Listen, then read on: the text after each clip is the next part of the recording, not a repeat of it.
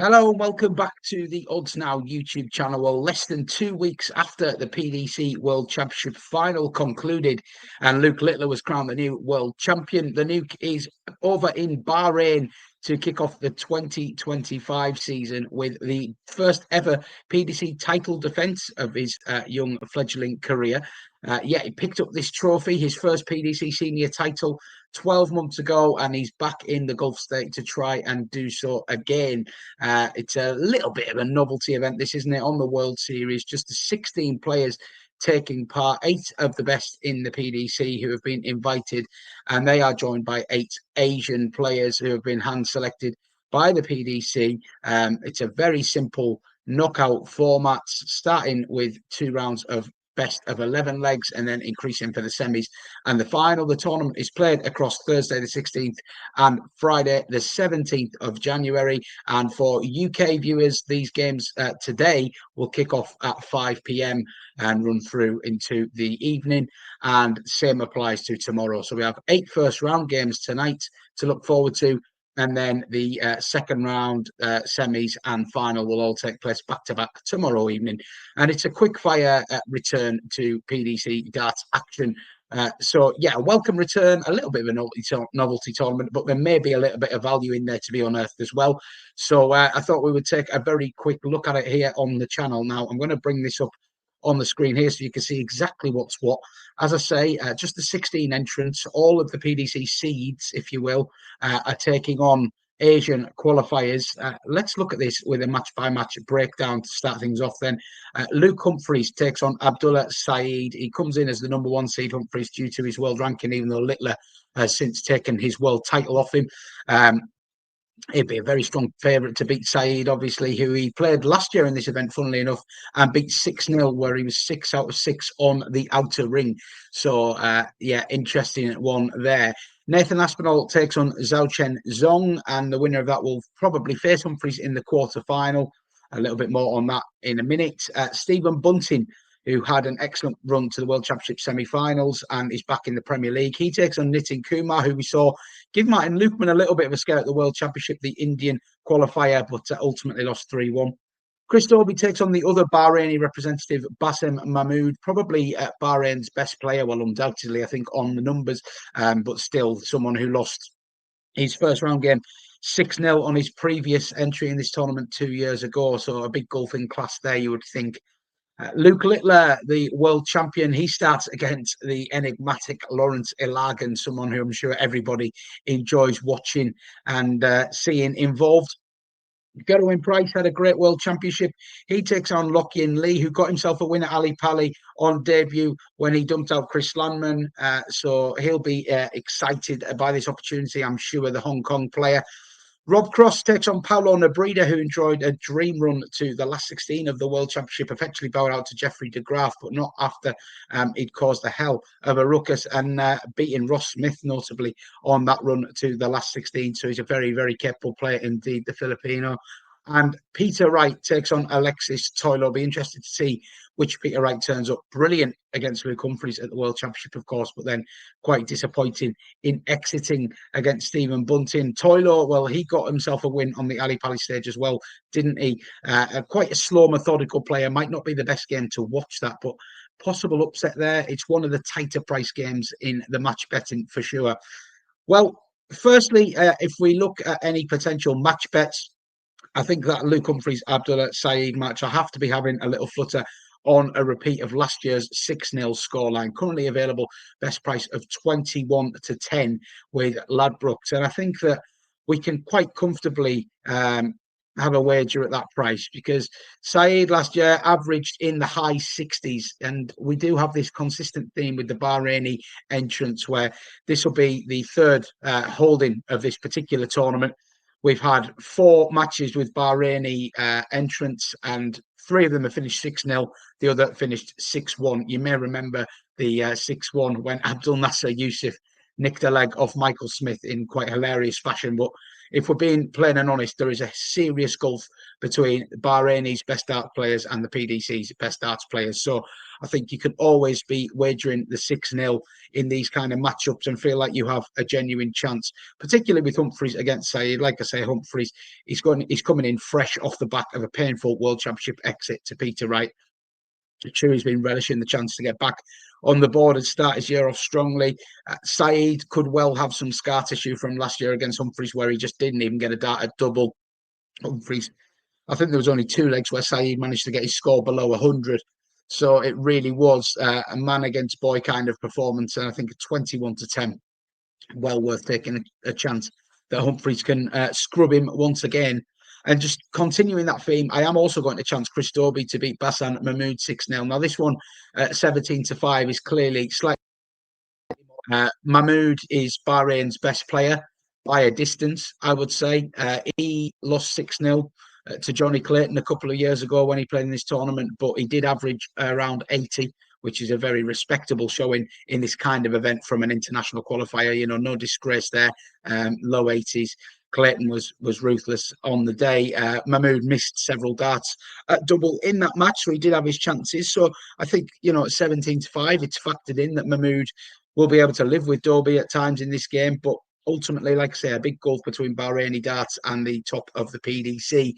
Mahmood didn't even qualify for this event last year, so clearly consistency is a bit of an issue there. And Dobey comes here with his tail up off the back of a World Championship, first ever World Championship semi-final, back in the Premier League. Sure, he'll be desperate to seize these opportunities, which he has to fight for. I think it's fair to say more than the likes of Humphries, Littler, Cross, Wright, Aspinall, who are just, you know, givens in this kind of tournament. And then Dobey's one of the ones that he sometimes gets invited to this kind of thing. And I think coming and winning one of these would do wonders for his prospects of being a more regular appearance on the World Series, etc.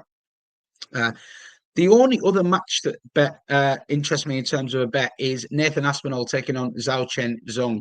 I want to be with Zong here. I'm going to back him plus 2.5 legs, so to get to 4 legs at 13-8. It's not really a slight on Aspinall, although I will say I do think Aspinall's run to the quarters at the World Championship probably flattered him a little bit. He didn't get his average up above 96 in that run. We saw some struggles, and I think he also benefited, by his own admission, from opponents not really playing well against him. Ricardo Pietrezco had one of the worst performances in memory at the World Championship. I think he averaged in the 70s in that game. So Aspinall won that by a whitewash scoreline. He also whitewashed Andrew Gilding, who had a bad day on the outer ring. But when he bumped into an informed Stephen Bunting, it was an informed Luke Littler, sorry, he was readily outclassed, wasn't he? And I don't know. I still have my worries with Nathan Aspinall with the dartitis and stuff. I'm a little bit surprised the PDC have put him in the Premier League, not because he hasn't got the quality, just because I worry about the strain that it might put on his throw over the coming months, but we shall see. Hopefully he's managed to get through that. But this is more in respect to Zong, who I thought was really quite impressive at the World Championship. He lost 3-0 to Ricardo Pietrezco, but he certainly had his chances. Missed doubles costing him the first set. I think I remember Pietrezco taking out a big 1-5-8 in set 2 to save the set. So he played very well in patches there. His first 9 average was really decent. Good scorer. Definitely China's best player. And I think the World Championship in Ali Pali is a very difficult experience for some of these guys compared to what they used to do. In this Bahraini atmosphere, should be a little bit more subdued. We may see Zhong closer to his best. And I think his best level is a 90-something average, which could well push Aspinall tight here. Aspinall was sent all the way to a last leg decider last year. I think he maybe had to survive a match start here. So, you know, maybe not a rapid starter in terms of his new seasons compared to some of these guys. Can be a bit sluggish. And I think Zong might be someone who could take advantage and push him very close. So to see 13-8 available about him getting to 4 legs, that tempts me. It's the last game of the night as well, so a long wait around for Aspinall. If all the other seeds have got through, he will be feeling that pressure of not being the only seed to fall. Michael Smith was in the last game of the first round last year. He had to survive match start against Paulo Nebrida. Would not be surprised to see Zong make this very close. Therefore, I will also just have a little point on Zong at a massive 5-1 to get the win here. but the main bet would be on the plus 2.5 legs handicap. So I will summarise those bets shortly. I just want to have a little quick summary of how I see this outright market. Luke Littler, unsurprisingly, is a strong favourite to win this title like he did last year. He's 6-4 to retain his crown in Bahrain. Luke Humphries in there next at 3-1. And I do feel like, it possibly is a bit simplistic, but I think backing Humphries at 3-1, particularly when you look at his first couple of games, it just looks like a no-brainer to have on side, really. As I say, scrubbed Abdullah Saeed 6-0 last year, so that looks like the most straightforward of round one ties for him. He then plays Aspinall or Zong, who I'm not even convinced that Aspinall will 100% get through that game. And I think if he does, he might have to scrap his way through. And I think what happened to Humphries at the World Championship, we can forgive it, can't we? It was a freakishly good performance from Peter Wright. There'd been a bit of needle in the build-up, which may or may not have affected Humphries. I still didn't think he played badly there. It was just outclassed by Wright, who had the best game he'd had all year, or one of, certainly. So no shame in that.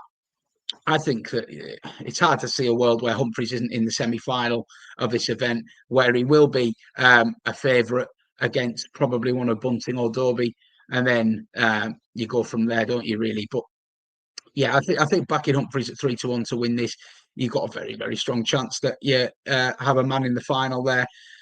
The other one that I wanted to play, and I didn't necessarily want to be with him, but it's just that at the prices, I thought it was more than fair, really. I've already mentioned him as well.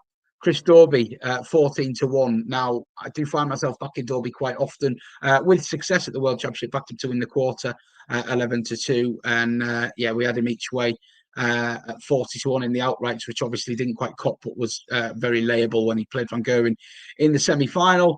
That was a good tournament all in all. Bit of a tame exit. Van Gerwen really did a job on him, and Dobey didn't really turn up for the semis, but he did break new ground there. He is a quick starter to the year, of course, won the Masters a couple of years ago, so certainly knows how to hit the ground running in these kind of events. I think he'd be really pleased to get himself back in the Premier League and get himself in this kind of World Series mix. Now it's up to him to cement his place here. He could do with going deep in a couple of these kind of events to make sure that he's getting regular invites. And I think that this presents a great opportunity for him to do so. At 14-1 standout with Ladbrokes, I thought if you played that each way, I'd probably see him as the biggest threat to Humphries in that top half of the section. He will play Stephen Bunting, as I say, in the quarterfinals, providing they both come through their round one matches as expected. I think Dobey probably edges that. I was surprised to see Bunting 5 points shorter than him in the outright market in terms of best prices. So I think if we do end up with the semi-final I'm expecting, Luke Humphries versus Chris Dobey, I'd be very content, because with an each-way cover on Dobey, we'd have 7-1 about him reaching the final, or we'd have 3-1 about Humphries in the final. You have to say that Littler is the most likely to come through that bottom section. But I am intrigued to see what kind of test Gerwin Price can give him, providing they both come through their first round encounters. Thought Price looked more like himself at the World Championships, and he's talked about having a big 2025, hasn't he? So will be interesting to see how that goes. In terms of Rob Cross and Peter Wright, you'd expect Cross to come through that little section, but the reason I'm not backing Cross is I'm a little bit worried about that clash with Paulo Nebrida, who I think could potentially give him something to think about. So, yeah, Humphries and an each-way cover on Dobey will be my way of playing the outright market, as you can see on the screen here. 3-point win on Humphries at 3-1, and a point each way on Dobey at 14. We'll be tracking my outright and my match betting results throughout the year over on oddsnow.com. You'll find full record of my P&L if you're interested. This is obviously the first tournament of the year, so we'll see how we start. And then those match bets, just to summarise and give you a bit of a staking plan here. 3 points, and this will be the nap on the Humphries 6-0, correct score 21-10 with Ladbrokes. Not many going up with the correct scores for obvious reasons, so maybe we could take advantage. 2 points on Dobey versus Basim Mahmood to be 6-0 as well. That's a bigger price, 17-5. Less confidence there, but I will just have a quick little point on the double as well. Two whitewashes at 12.65-1. And then, as I say, my only other bet is Zong Zhao or Zhao Zong, however you want to go with that. Plus 2.5 legs against Nathan Aspinall at 13-8, and a little point on Zong to get the job done there at 5-1 in the last game of this evening's action. Well, that'll do us then for the Bahrain Masters. Let me know who you think will lift this title. Will Littler retain, or will we have a new name on the trophy? Good to have the darts back. We, of course, do have the Premier League lineup out now. You can find plenty of reaction to that over on our Darts Now YouTube channel. And we have other events on the horizon as well, including the Revamped Masters at the end of this month, which there will be a full comprehensive preview for up on the channel. Well, thanks very much for watching. Good luck with any bets if you are playing. And we'll see you again very soon on Odds Now.